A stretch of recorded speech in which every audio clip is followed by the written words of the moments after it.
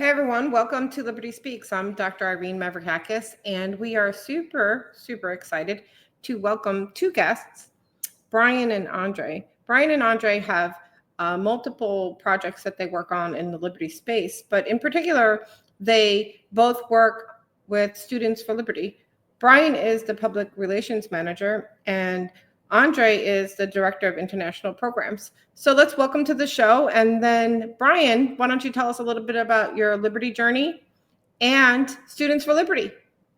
You said you were super excited. Where's the enthusiasm, Irene? Where is it? Come on. Okay, so yeah!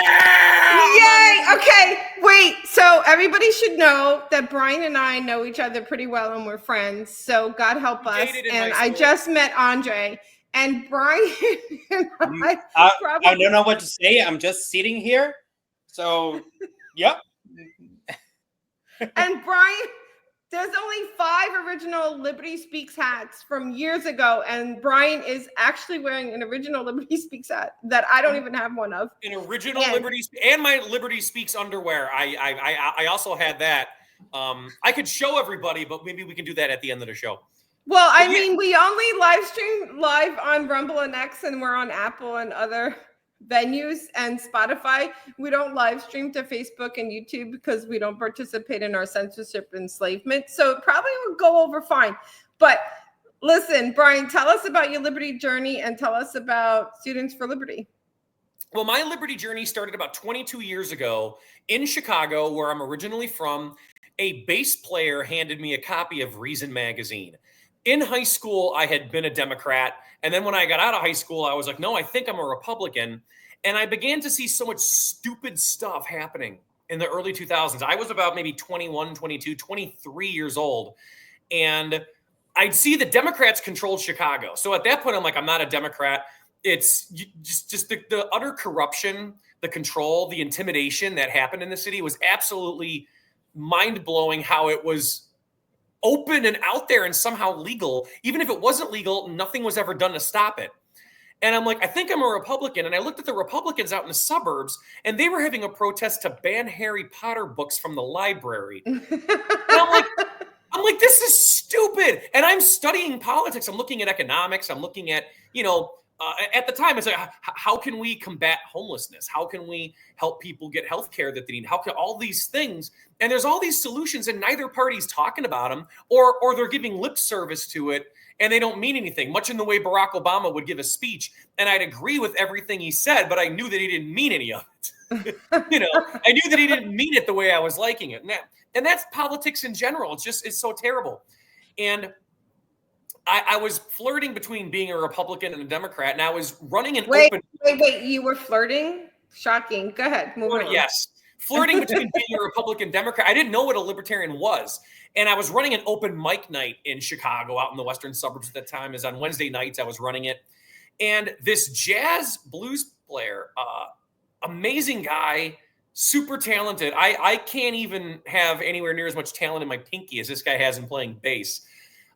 His name's Steve Hart, fantastic guy. Everybody in any working musicians in Chicago know who he is.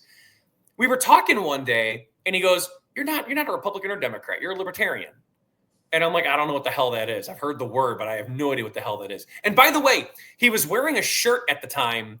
And keep in mind, this is like when people were still using MySpace and Facebook didn't exist. So not everybody had crazy shirts.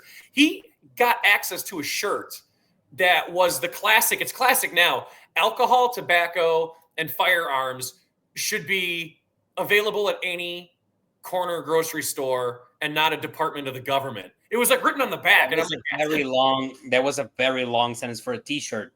It was. And it was like big and small letters the way it was organized. I remember reading it and I'm like, that's a weird thing to wear to the, blues and jazz open mic night. But that was Steve. And I asked him about that, and he was laughing, and I'm like, this guy's really extreme. And the following week, he came in and he handed me his copy of Reason magazine. It still had his address on it. He was a subscriber. And he goes, I'm finished with it. You can have it. And I open it up, and, the first thing I see that bad boy picture of Nick Gillespie with the leather jacket just looking grimacing at you while you're, where did you pick up this magazine from, you little punk? I can't. And I'm like, I'm like, this guy's the editor? Like, I loved it. And I read it from cover to cover, and it blew my mind. And I signed up for a subscription, and I've been a subscriber for about 22, 23 years now. I've read every issue cover to cover. I now have access to the website stuff through SFL, actually, because we work at SFL, so we have access to everything on the website. But I get the magazine sent to my place every month. I read it cover to cover. And it changed my mind at the time, because this was 2002, 2003. And I was supporting the war in Iraq because it made sense. And it was Reason Magazine. Look, it made sense when all you're hearing is one thing on TV, one thing on the radio, and you're trying to compare and contrast. And Reason Magazine just had, here's the issue. Here's the history. Here's what you're not being told and what you're not paying attention to. Because a lot of it's common sense, but if nobody's looking at it, then it's not really common, is it? And Reason Magazine opened my mind, and about 8-9 months later, I'm like, I'm against the war. And by this point, it had started, 2003, it had started. And I was against the war, and I kind of felt stupid. Like, I'm not wrong on my politics. What the hell? And it just, I had to admit I was wrong on that. And then I'm like, what else am I wrong on? And I just started digging deep into it. And that's how I became a libertarian. And I've never really wavered from that. So that's my story. You know, it's just really great to listen to people's stories, because they're all so different. At least you had an opinion on the war. At that time, I was very apolitical. So kudos to you for at least paying attention. On the Harry Potter thing, I just, my oldest son was reading Harry Potter in a Catholic school, and he got in trouble, and I told him to take the cover off and put some other cover on and read the damn Harry Potter book. But no matter. Yeah, that's such a great story. So maybe let's go to Andre and see about his path to libertarianism, and then we'll come back to you guys about what you're doing now, because you're both very active in many things. And then we can talk about Students for Liberty, which is super interesting and very important in my mind. And thank you so much for having me, Irene and Brian. I mean, we talk pretty much every day, so I'm tired of Brian.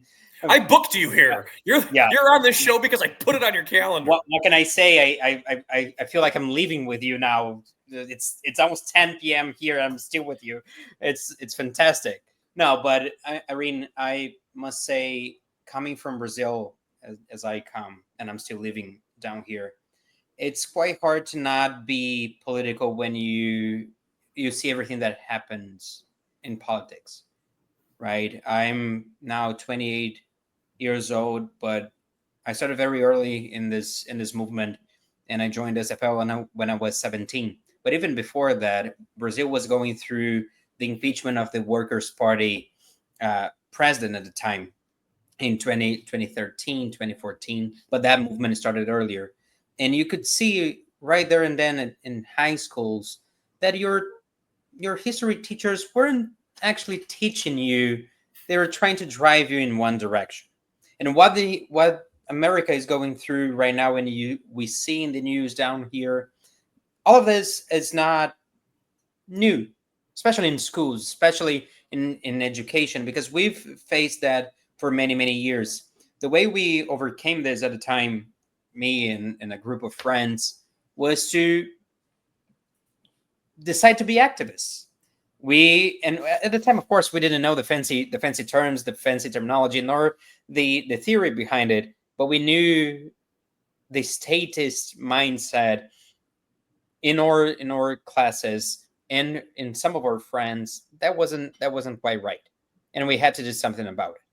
So at the time, when I was 17, I became the president of our student body in high school. I got reelected, and that was the beginning of everything for me. When I here in Brazil, you go from high school straight to university. You don't go through college. So I went directly to law school when I was 17, and as 2 weeks into law school, I already knew, there's something wrong here for sure. It's not changing from high school. It's not that these PhDs know any better about what's going on in the country, why all of their ideas have failed, not only here but in the region, in Latin America, and anywhere they try to implement it, to the point where we had this group led by a PhD professor on law, Marxism, and environmentalism, and it got public funding. So I started my university in a public federal university, and so we got public funding to research more about Marxism and environmentalism. Of course, environmentalism was there only to secure the funding, but that's a conversation for later. It got to the point during my years there in that school that I got sued by the university for being a libertarian, because we started our local chapter of SFL at the time. We won elections, the student body that was with the left it's been with the left for 20 years at a time, with the Socialist Party youth. That was kind of people we were dealing with at the time, and we won election after election. And I got more and more involved with the ideas, organizing events. Well, to the point, I come from a very small, not very small, but a small city in the countryside of the southern state of Brazil. So we're talking about a 300,000 inhabitants city that is 4 hours by bus, because that at the time was the only way to get to the city from the capital, the closest airport. And we managed to bring Dave Friedman, Cato scholars, and all of these amazing speakers down to our city because of everything that we were doing. At the time, we were hosting the largest pro-liberty event in the countryside of Brazil. And I fell in love. I fell in love with the ideas. I fell in love with SFL. And up till it's been 10 years that I've joined the organization. Now I am the director of international programs and LibertyCon international director. But well, I've been around for a while in our movement in Brazil, to the point where if you're not seeing this live, you won't be able to catch it. But I'm getting bald, and I'm 28, and my dad, he has a lot of hair. My mom has a lot of hair.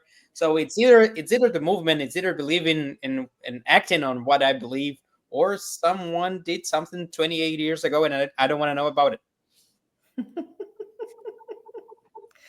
Well, it's so very interesting to just hear, an international journey of liberty, and they sued you. You said, in my mind, maybe I'm a little conspiratorial. I'm like, well, at least they didn't arrest you, because I mean, for me, the bar is pretty low or high there. I'm not really sure. So they sued you for what, and what happened? At the time, this was November 2017, and there was this strike, this professor's strike scheduled for late November, and they wanted to go on strike. My university at the time, it had, I don't know, maybe 50,000 students.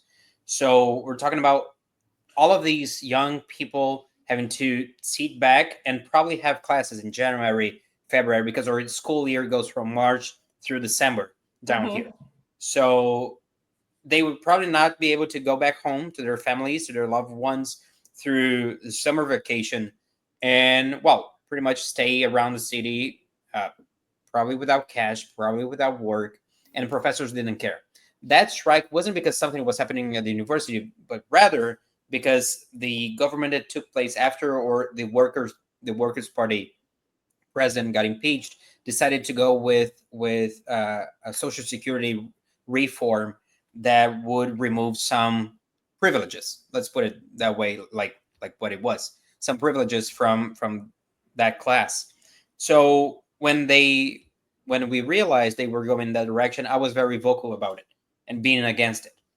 It was a movement by that professor who used to lead the Marxism and environmentalist group, to take my comments on Facebook and take my posts on Facebook out of context, take it to their assembly, and vote on it, whether they should move with an internal and we call it an administrative process to get me expelled from the university.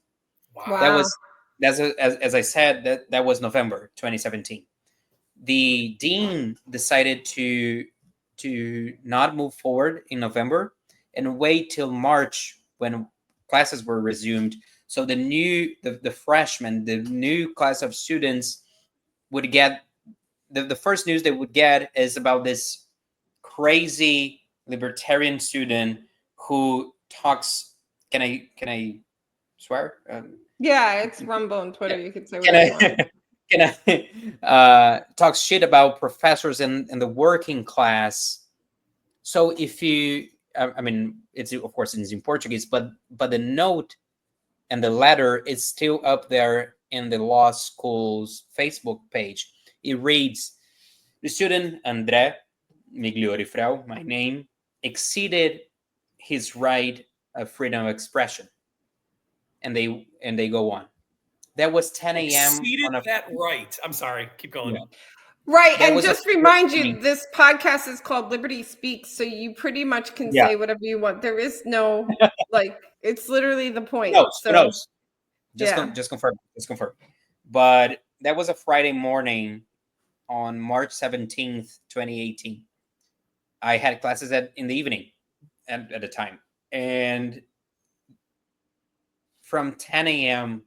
through, and that at that time I was a programs manager for the Brazilian programs already here in SFL. And at the time we mobilized the whole network in Brazil to go to that node on Facebook and leave a sweet comment to my law school. Also, we asked everybody to rate these, because at the time they were still getting that grade from 1 to 5 stars, and just leave an honest reaction to what they were seeing. At 10 a.m. when they posted it, they were graded 4.7 out of 5. At 6:30 p.m. when I went to class, it was 1.8. That's a And lot. The post till now, it has 250-ish comments, even from leftists, I must say, saying, what the fuck are you talking about? What do you mean he exceeded his right to express himself freely? That doesn't exist.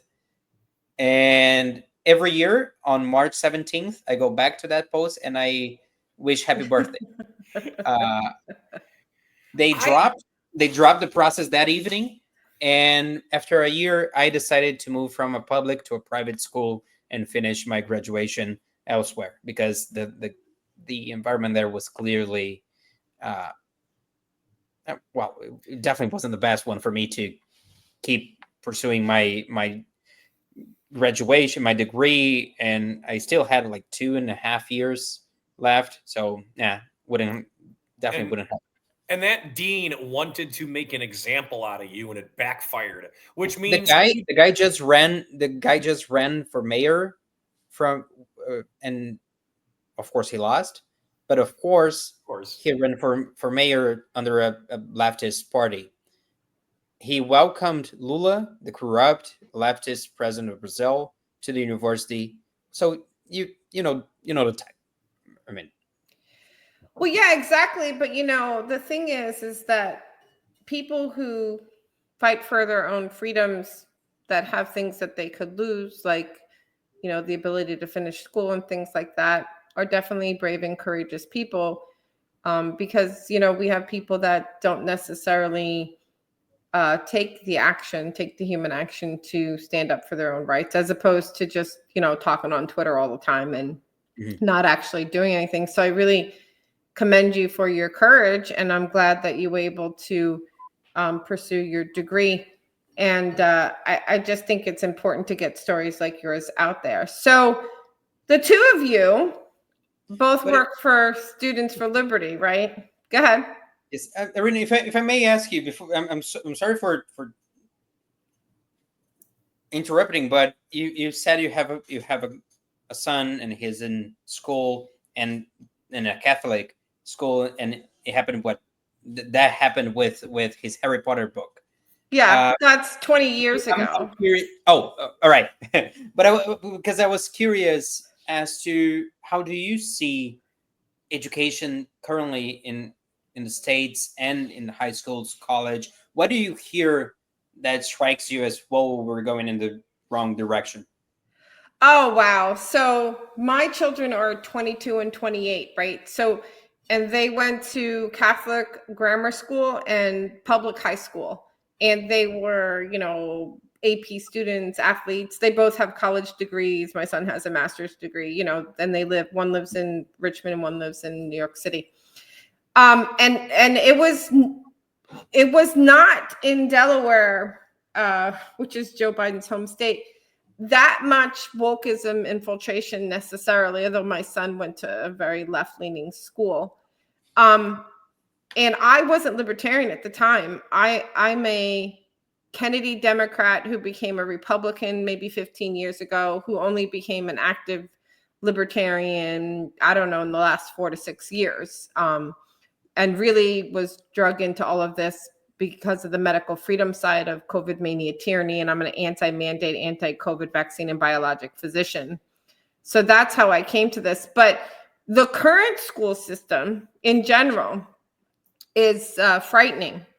Children should not be talking about any sort of sexual discussions. They should be learning math. We were infiltrated by Common Core math, which you can check me on this, it's true.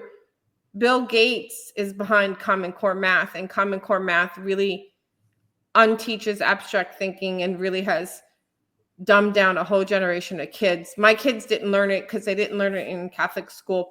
So the current school systems are infiltrated with wokeism. And I'm a physician, but if I was, in my 20s and 30s now as a physician, I probably would find a way to work weekends and nights, and I would probably homeschool. I encourage patients who are younger to homeschool. It's a big homeschool community. It is absolutely disgusting.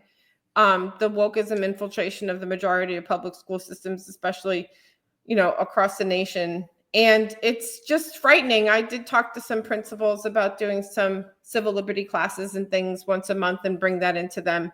So the education system in this country is pretty much a mess. And the Catholic school that they went to, I don't know what the deal was with Harry Potter. I guess there was some stuff maybe 15 years ago with witchcraft, and they are Catholic and we are Christians, and I am a Christian. And I don't know maybe if they're right or wrong, but the idea of like banning a book, and he was an avid reader, and so it was something for him to read. And he could read like one in a week or less. So he just put another cover on it. I'm like, I don't mean to teach you to be a liar about what you're reading, but I just wanted him to be, he didn't get caught. So you teach him to break the rules. Rules that are bad need to be broken. Yeah, I mean, they're both, they don't have the same political affiliations, but they're very much leaders and not followers. But yeah, the school systems are a problem. But I think because we push for this decentralized revolution kind of thing in the liberty movement, we get more and more libertarians on school boards. We end the Department of Education federally, and we can really change the school systems pretty quickly if we get more and more liberty-minded people on school boards and other political positions. But it's pretty bad right now from my perspective. And I think that's at least the Brazilian background there from the 70s and 80s, while we were going through a military dictatorship here till 84, was we could see, and if we look back in history, you can find records of these leftist leaders we have now in the country saying back then, you got to take over schools, you got to take over universities, you got to take over the whole education system. So in 20, 30, 40 years, we'll have control over pretty much everything. And that's what they did. And despite, of course, not liking it, they did it very well. Because now we fight against a system that's been around, at least here, for, let's face it, 40, 50 years. And it's rough to get into the system to change it. When we managed to do so, we were pretty easily kicked out of the system. We had a more right wing, although statist, but right wing president from 2018 through 2022, and he couldn't manage to get reelected. So we need to solidify or network not only of thinkers, not only of activists, not only of educators, but of people, as you said, in every aspect of society. And that's what we do at SFL too. That it speaks directly to our vision as well, because at SFL or at Students for Liberty, just to say the full name with a capital F. If you're hearing this, do not write or F. That yeah, it's a capital F. What can I say? But Students for Liberty. For Liberty, exactly. There's no lowercase. It just can't. Or mission is to educate, develop, and empower the next generation of leaders of liberty. But when we look at our vision, it speaks directly to what you said and what I'm saying happened in Brazil 50 years ago. Our vision is to create a global network of leaders in all aspects of society, and that is extremely important. And it needs to be a robust network. Otherwise, if we don't transition to a next generation, to a next cohort of people who want to keep fighting the good fight and sometimes the bad fight, as I did personally with that case that I shared, we won't get anywhere. We got to teach our libertarian students who are hearing us, or libertarian parents who are hearing us right now, that the fight is worth fighting. That it's important to be out there. It's important not only to be on Twitter, as you said before, but to go out there and do something. I don't care, and that's what I tell my people around the world. I do not care if it's an event for 20 people for you to start.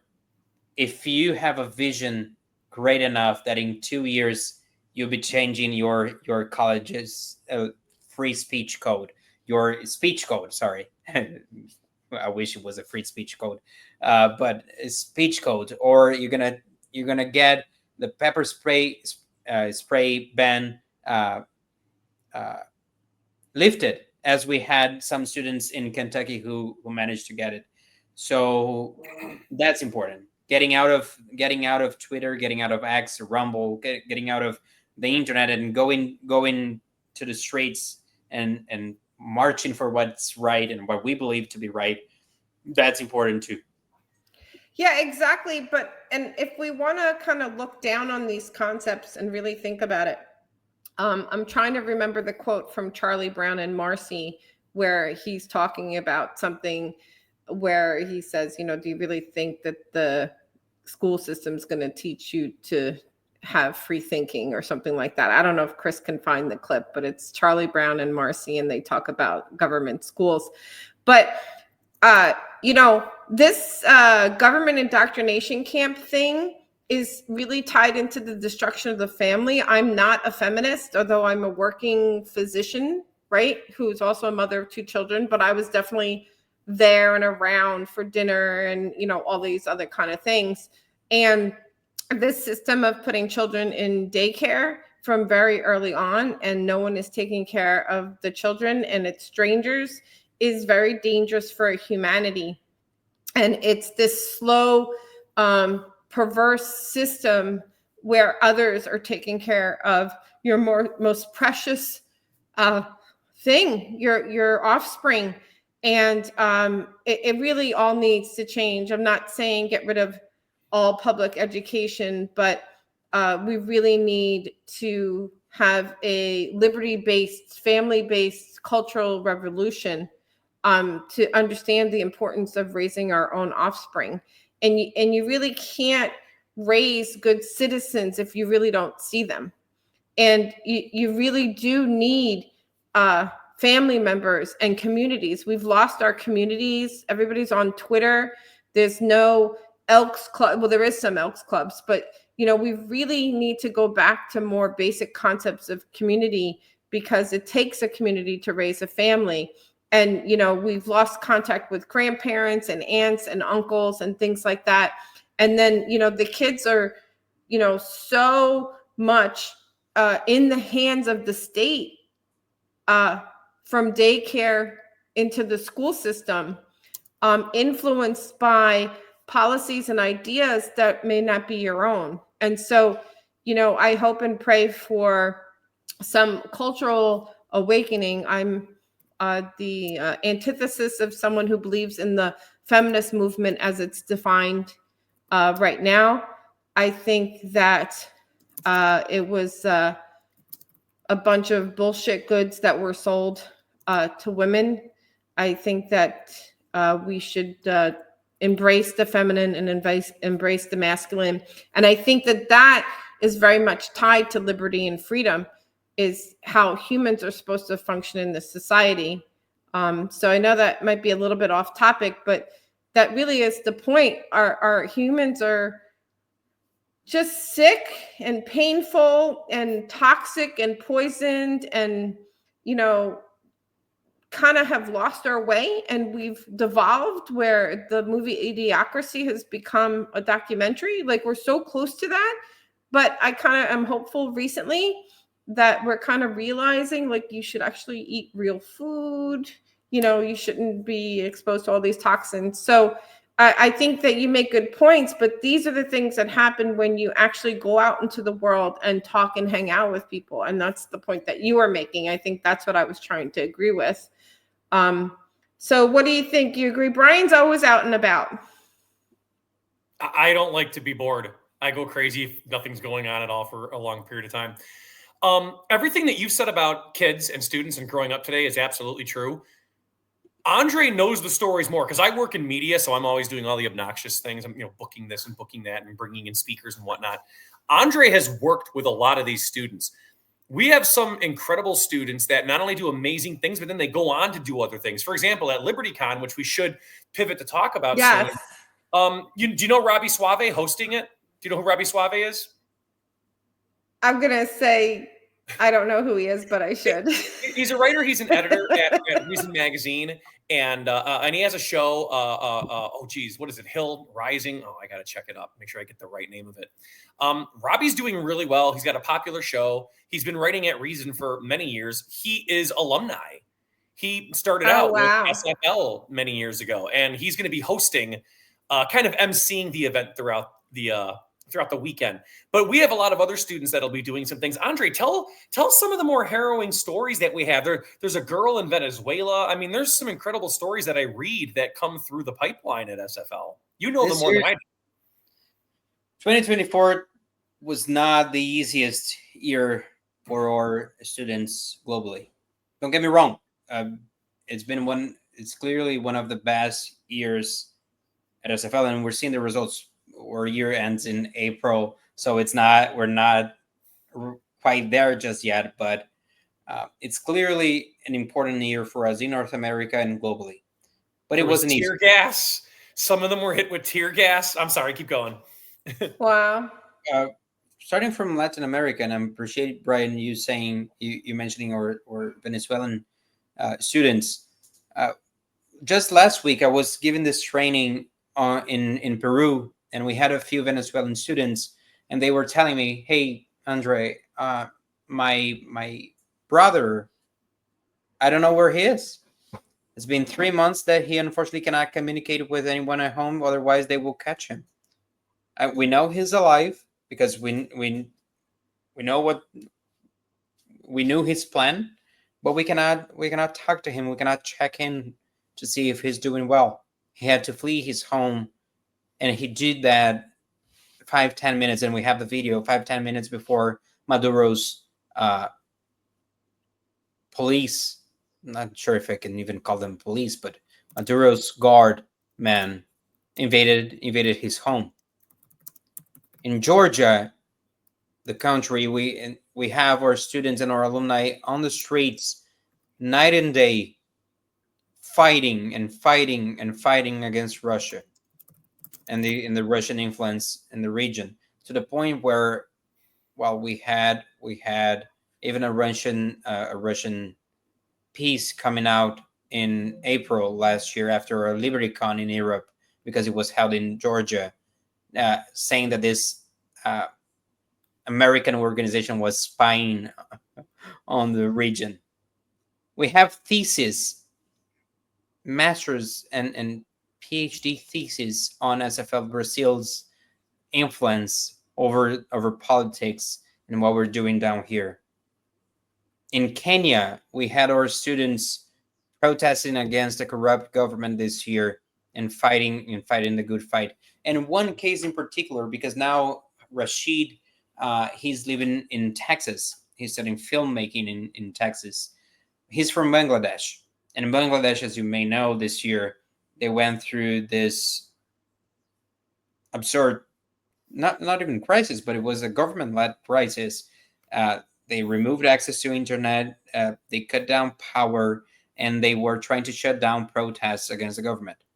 We were hosting an international training at a time, and Rashid, the student, he was invited. Rashid hopped in the back of an ambulance to be escorted through the protests to make it to a back door at the airport and take his flight to the training. That's the kind of story we see every day of people fighting.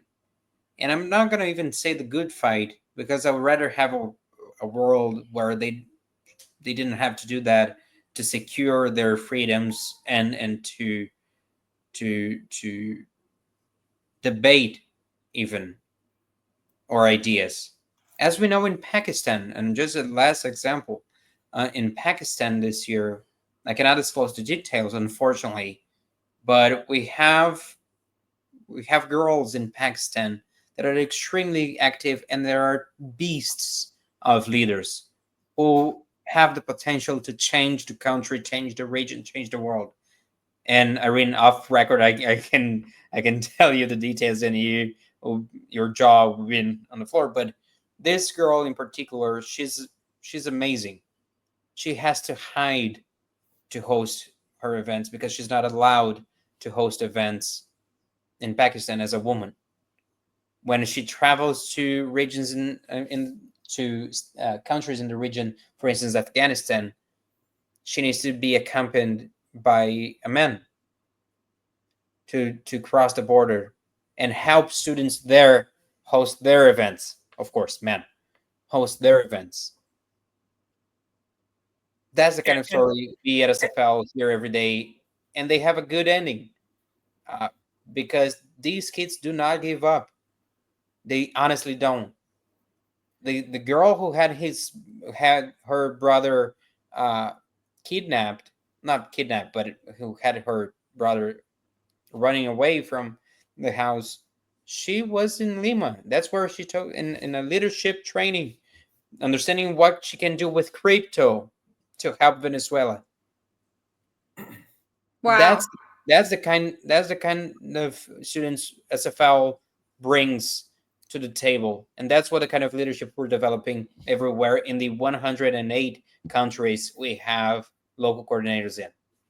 It's so important, your organization. And these kids.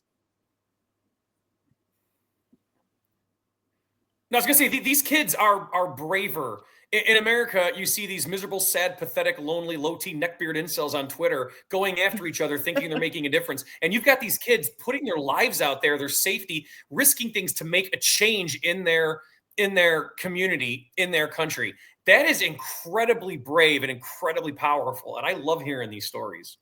No, it's super important. I wonder, I have a couple of questions about some things that you have said. What has happened in Argentina with Malay obviously has helped you in many ways. Have you had more Argentinian young people join, or they're just kind of busy in their own country? You know, it's so important. And I was watching Nicole Shanahan. She was in El Salvador recently. And I know that the El Salvadoran president, he's using crypto, but it's not self-custody. It's an application. So at least it's crypto though. But so Yeah, I think it's really important. Of course, we're all advocating for Roger Ver to have his IRS case dropped and him pardoned and all this kind of stuff. And we've had If he was Aaron able to Day come to on. the States, we'd put him on the stage and have him talk about his issue. Yeah, no, of course. Well, he's currently pending extradition, is my understanding. And so we're trying to get Trump to either have the IRS case dropped or him pardoned. But the point, the question was, like I had said, a little bit about crypto, but about how Argentina and El Salvador seems to be freer based on what I watched with Nicole Shanahan. So can you comment on some of that stuff? No, absolutely. On Argentina, unfortunately, in El Salvador, we don't have a strong network. But in Argentina, we've had a strong network for a few years. In fact, if you look back at Milei's interviews from 2017, 16, 18, 19, you notice a pin. Yeah, he was a member. Yeah.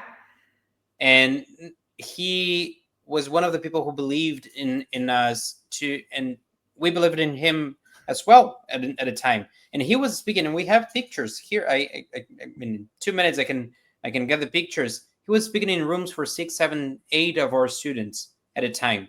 And even this morning, I was speaking to one of our alum who is still in touch with him, and who was the guy who invited him to our very first training, for our first event. His name is Christian Centurion. And I had this meeting with him this morning, and we were touching on all of the craziness for a region like ours to see such a change in so little time. And he remembered the first time Milei asked for a pin. He said, "You know what? Give me one of those, because I'll go to my next interview wearing it." And he would call Christian back a few days later saying, "Hey, my interviewer, he asked me what it was all about, and he wants a pin as well." And that's how we started. No, it's so important, and it's incredibly incredible. And I think I've heard that name before. And now, last year or the year before Javier was elected, we had, I believe, roughly 20 or 30 coordinators in Argentina. Now we have this year we received over 100 applications from the country. Yeah, well, that's great.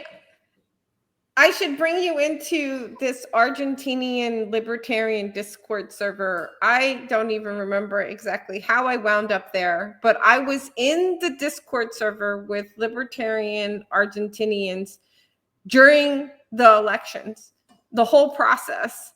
And then I was on a Twitter space with Tepito, right after the election, who's a Argentinian podcaster. And I could bring you into the Discord server because I don't know, I think it would be good for you to meet some of these guys who worked on the campaign, mid-low level campaign staffers and stuff like that. But I think it might be a good connection.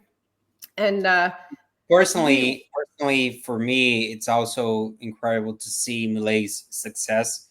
My grandpa was from Argentina, so I still have family. I still have family there, and seeing the results and seeing my family's reaction on the ground, well, it's priceless. Yeah, it was such a wonderful experience. I've never interacted with libertarians from other countries to that extent, and to be there as that process happened. We were all crying at some point, as things went down.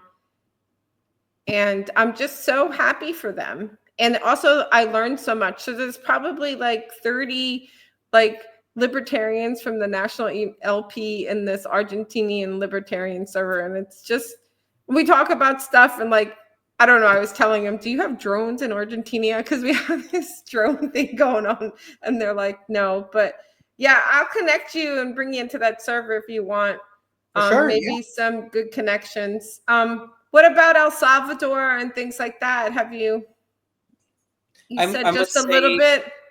Apart from Bukele's videos here and there, and seeing especially his work with security, and he's been very tough on crime, at least that's the perception from the outside, and his take on his almost leap of faith at a time with Bitcoin. I must say I have very little context on the day-to-day of what's going on in El Salvador. It seems from the outside a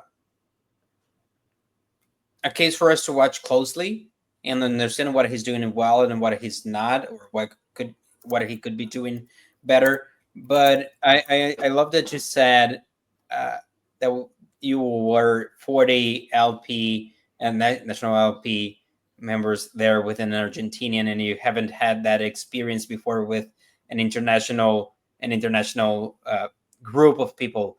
Because I want to, if I may, I want to take it back to Brian and LibertyCon, because if you're talking about international people and international groups, Brian has the answer of where you should be September 7th, February. Sorry.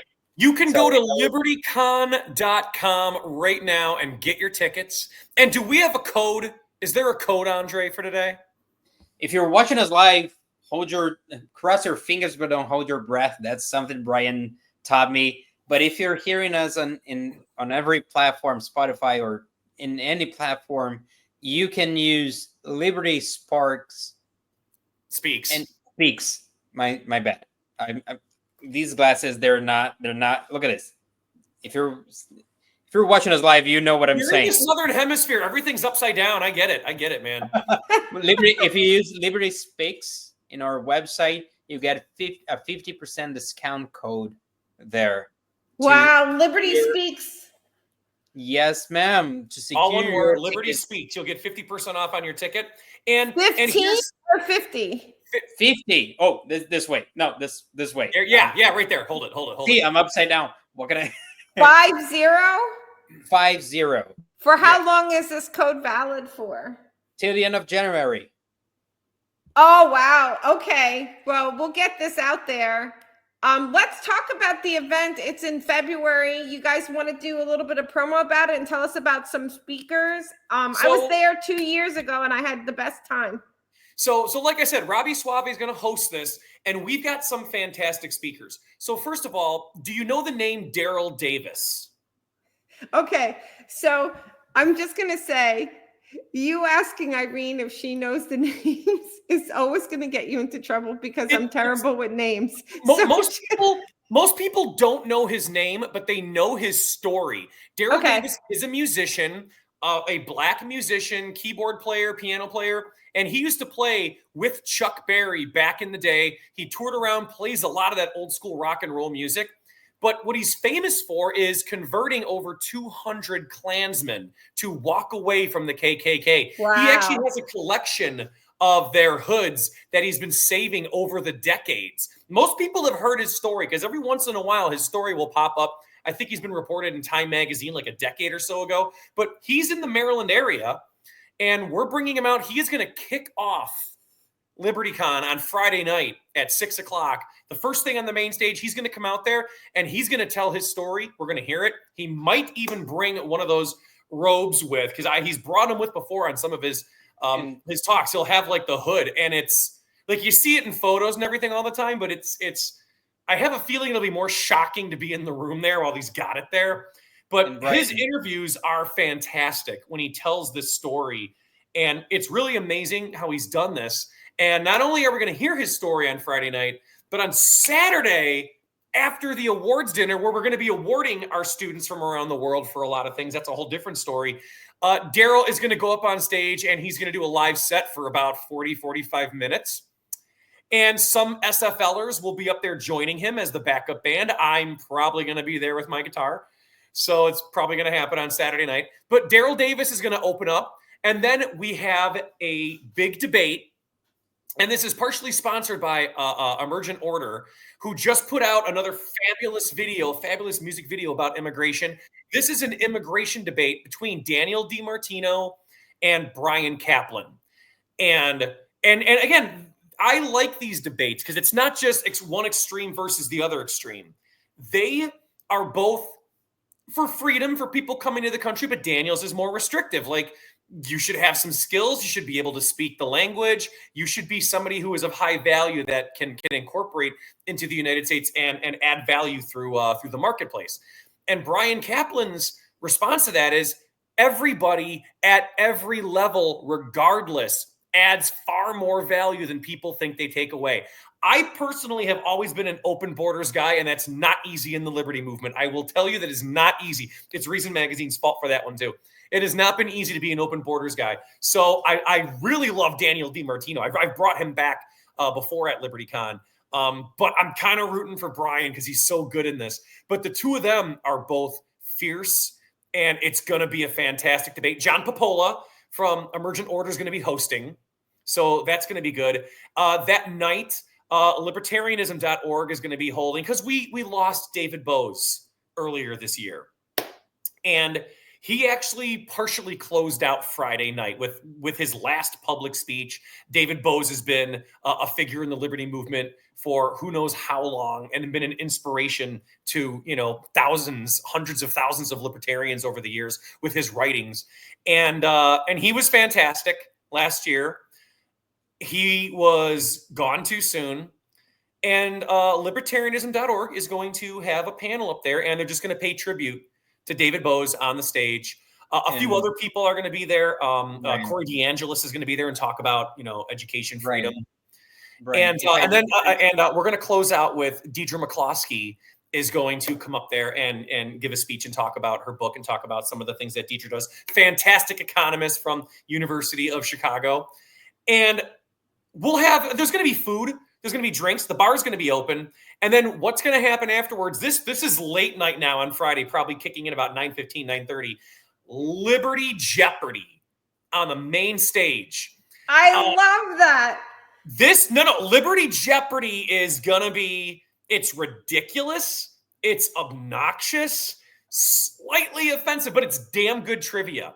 You'll learn a lot, and we got some good players lined up. Spike Cohen is going to be playing, whether he knows it or not. I do his scheduling, so he's on the books. Stephen Kent is going to be playing. Kat Murdy from Lola. Ladies of Liberty. I always forget. I always say Lola, and I forget. Ladies of Liberty Alliance is going to be there. She's going to be one of the players. It's going to be fun, and there's great categories. I don't want to give them all away because they're kind of fun, but like for an example, lots of geography, some political history, some world history. One of the categories, a little obnoxious, is called fucking Austria and other offensive geography for you to giggle at. There's a city in Austria. Have you ever heard of fucking Austria? Have you been there? No, nobody's ever been to fucking Austria. I would love to know what the fucking nightlife is like. I want to know what the fucking cuisine is like in those restaurants. What is the fucking parking like? I'm curious about these things. But how is it spelled? Huh? How is it spelled? It's literally spelled fucking. Look it up. One of the problems years ago, I remember reading an article about this like 20 years ago, is the kids in England would drive over there and steal the signs, steal the city limit signs. They had a big problem where everyone was unscrewing and taking them home. This is a problem 20 years ago. They must have done something to stop it because they said it's getting expensive. Yeah, so here it is. It's fugging, is spelled fucking, but it's pronounced fugging, or something like that. Until 20. That's what they're saying. I don't know. Village in the municipality of Tarsdorf, located westing Upper Austria, and it's named for a 6th century nobleman named Fackel. And 106 people live there. It is small. I knew it was small. I didn't know it was that small. The village has drawn attention in 2020 for its former name, which is spelled the same as, I think they changed the name.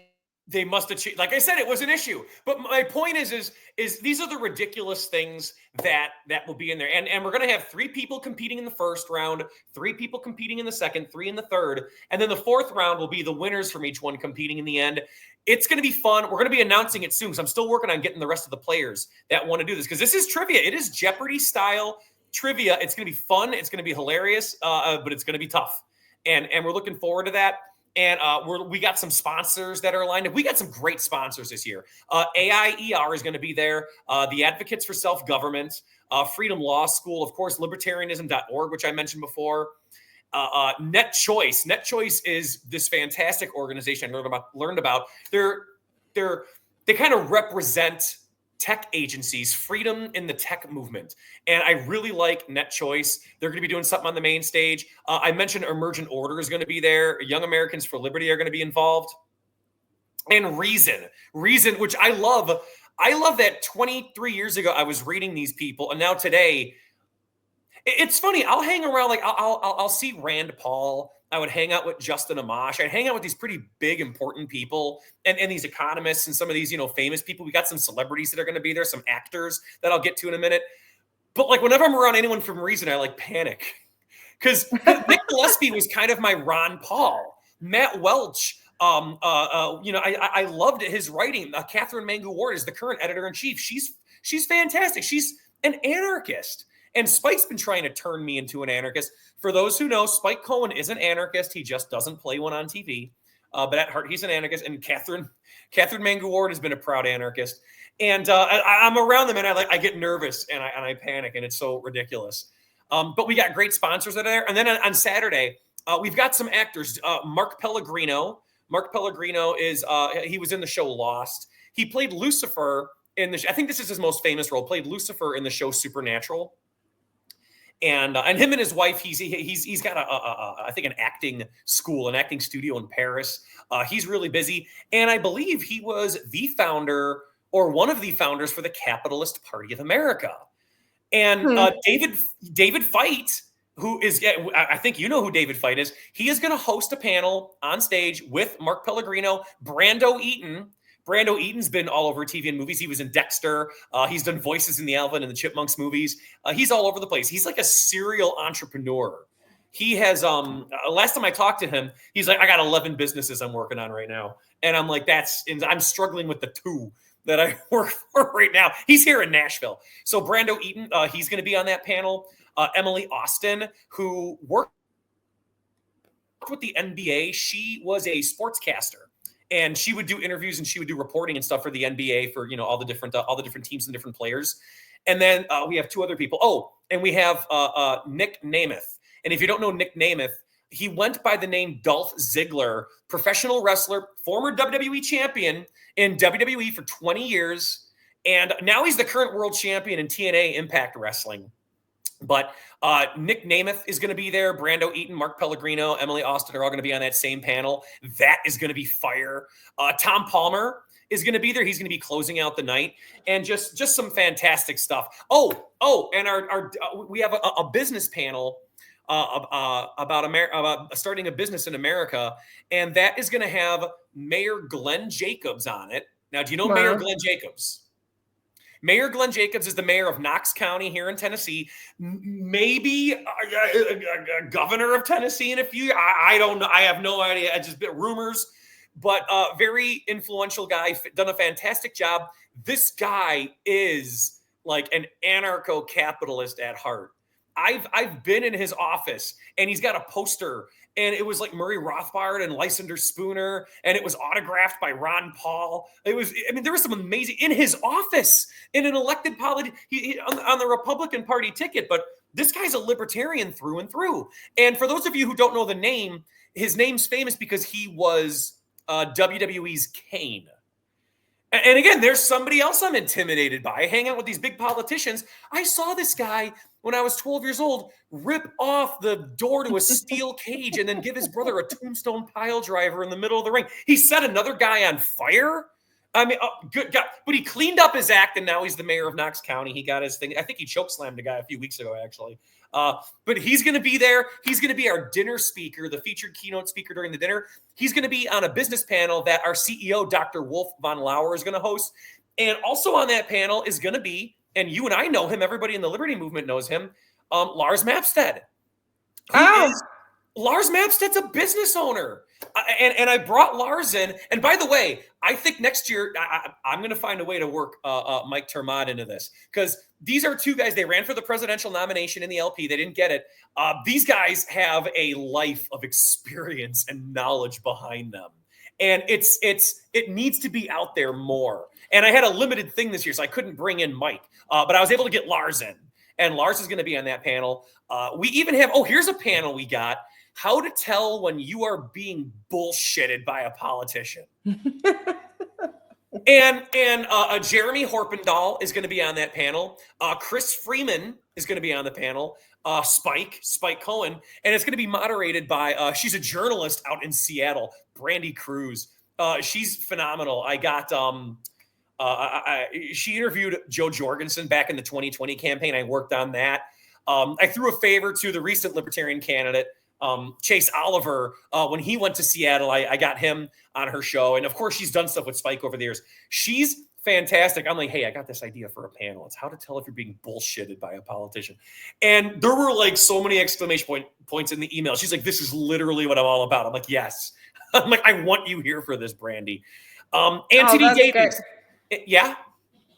No, I just like how excited you get about all these things. This is fun. Everybody should be excited. And I want to mention Anthony Davies. He's going to be kicking it off on Sunday after we do the breakout sessions. And there's going to be, and Civil. We're going to be broadcast on Civil. If you don't know Civil, Civil, Civil is kind of the libertarian free market version of Netflix. You got to look up. They host a lot of live things, and they you can go. It's like Netflix for libertarians. They have documentaries and films, interviews, everything of all kind. It's amazing stuff. I'm excited about the partnership with Civil. They will be live streaming just the main stage. So if you want to go to the breakout sessions and do some Q&A, David Friedman's going to do a 50-minute lecture at lunchtime. I don't remember what it was because I looked at it and it looked fascinating and was over my head. But David Friedman, son of Milton Friedman, he's going to do some economics for about 50 minutes, and there'll be a lot of Q&A. David's a professor. He loves doing Q&A with people, and we got students. They love him. Guys, if you're in the D.C. area, even if you're not, book your flight now. Get your ticket, book your flight, book your hotel room, come out to this and have some fun. Live music Saturday night. The dinner ticket, if you want to come and stay for the dinner is fantastic. See the awards that these wonderful students and the groups are getting such well-deserved recognition that they need. It's going to be fantastic. I am excited about this stuff, but I'm excited about a lot of things. I get excited when I go shopping. And you should also pay close attention to SFL's pages on social media in January, because we may see a huge announcement coming through. So you want to promote our social media channels, by the way? You want to promote them? You can find us on Instagram, X, everywhere at SF Liberty. SF Liberty. There you go. On Facebook, it's Students for Liberty, of course, but SF Liberty on Twitter, X, and Instagram. Yeah, it's super awesome. And thank you, Chris. Chris is producing. I want to give a shout out to Chris. Fantastic job getting our stuff down there. Thank you very much, Chris. Chris is the best. I just want to spread some love around to everybody that does work in the movement. It's all good. All deserves recognition. No. So let's reiterate. So it's February 7th and 8th in Washington, D.C. Do we have what venue it is already? The Westin, the Downtown Westin Hotel. Downtown Westin.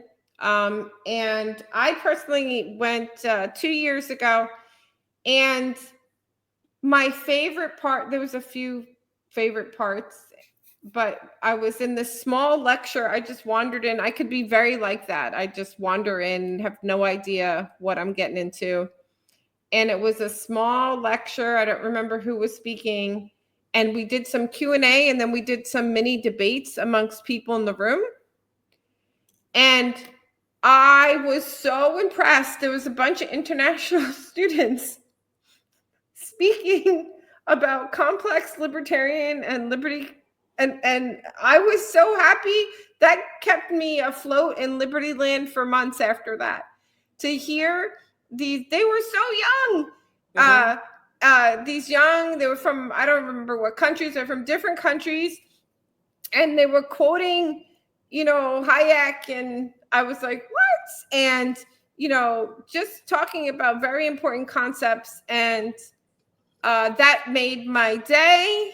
And I think I bumped into Tasha afterwards, and I was like all excited. Like, I was just in this wonderful thing, and she just laughs at me, She's like, that's great. But this doesn't get promoted or marketed, but if Spike Cohen is going to be there, his wife Tasha is going to be there as well. But that's You won't find that in any poster. You have to come out and say hi to Tasha. Oh yeah, and Tasha's so funny. Remember when we were at where were we? We were in New Hampshire. We're at Pork Fest. Brian and I are sitting together, and Spike's coming. He's speaking. No, he was already there, and I had heard that Tasha wasn't coming, and literally in the middle of the speech. Yeah. And I don't know who was happy to see Tasha, Spike, or me. Probably Spike, but. She just surprised and I was like, Brian, I thought you said she wasn't coming. He's like, I swear. I had no idea she was going to be in New Hampshire. Yeah. So I think this event is great, but I think that people in the liberty movement, or really people who just believe that we have God-given natural rights to be conscious, free, sovereign human beings and have the right to life, liberty, and property, need to understand that across the world, there's organizations like Student for Liberty. So if you're a person who wants to kind of connect to Students for Liberty, I guess we should just, of course, direct them to the website or your Twitter page. Yeah, LibertyCon.com. StudentsForLiberty.org is the overall organization. But this event is not just come and see the thing. Come and network with other people in the liberty movement.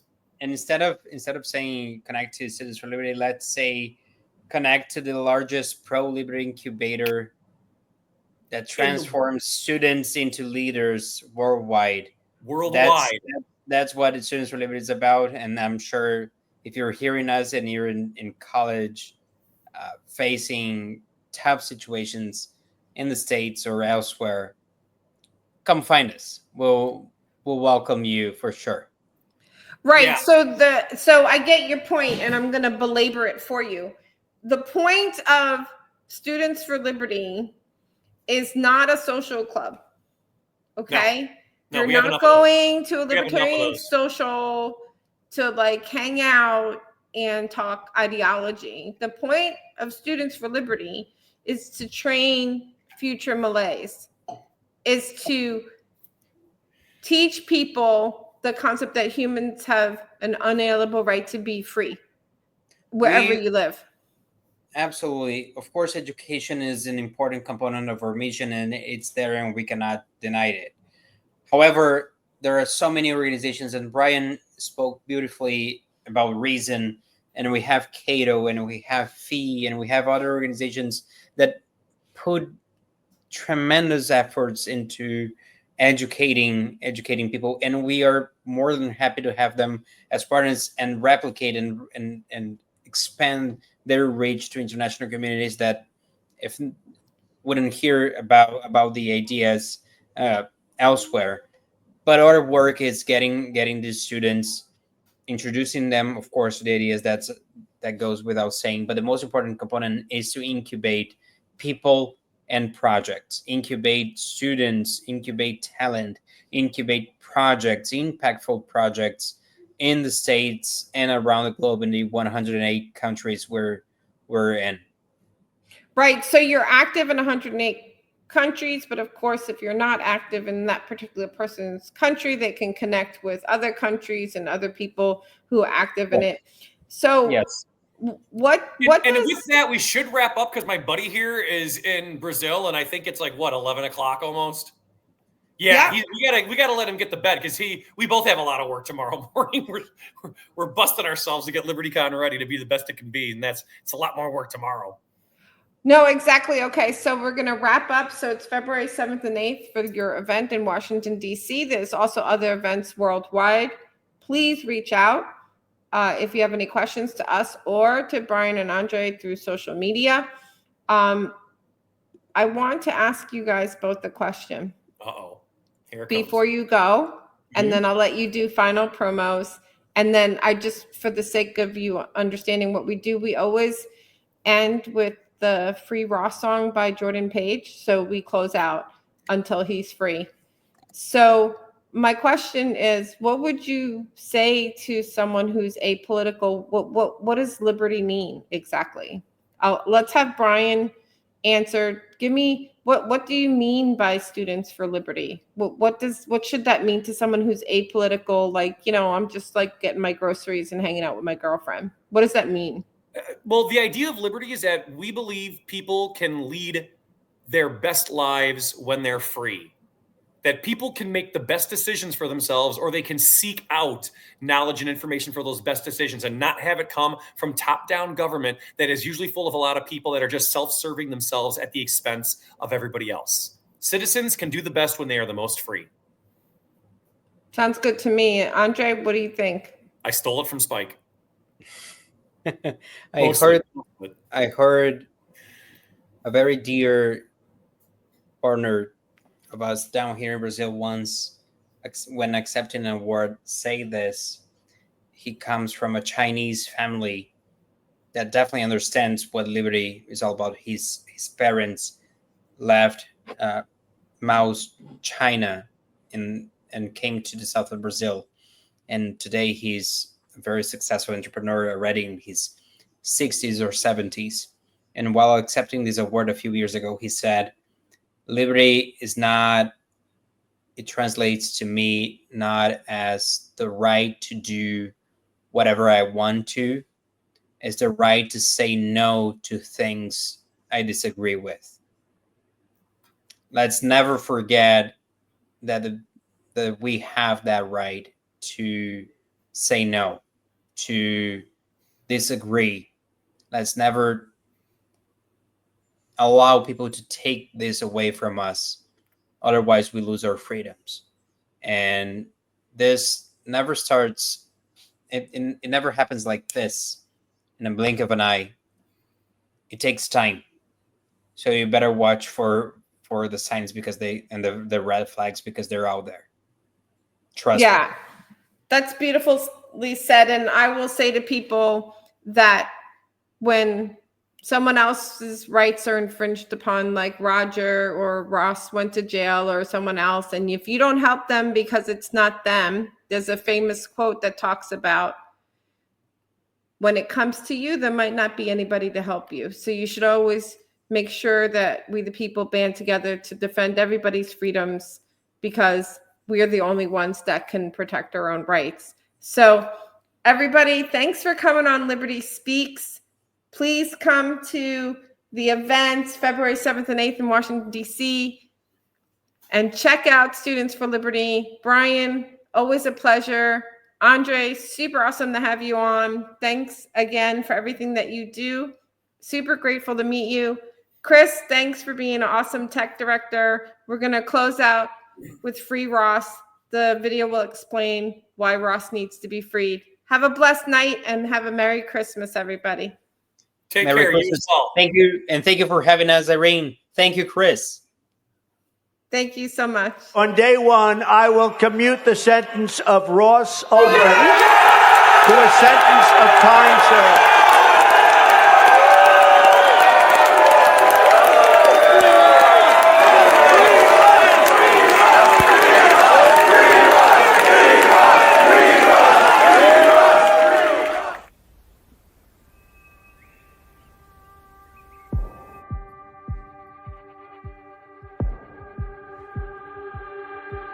Is there anywhere on earth where a man can still be free?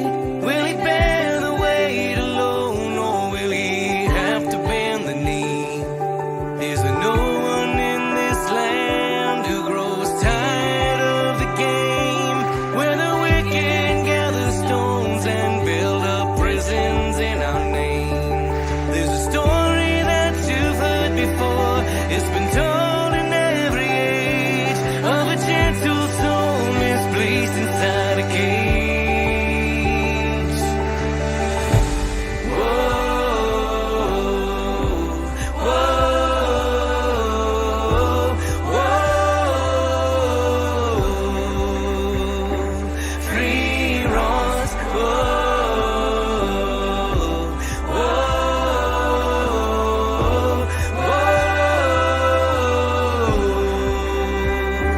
free Ross. An honest and philosopher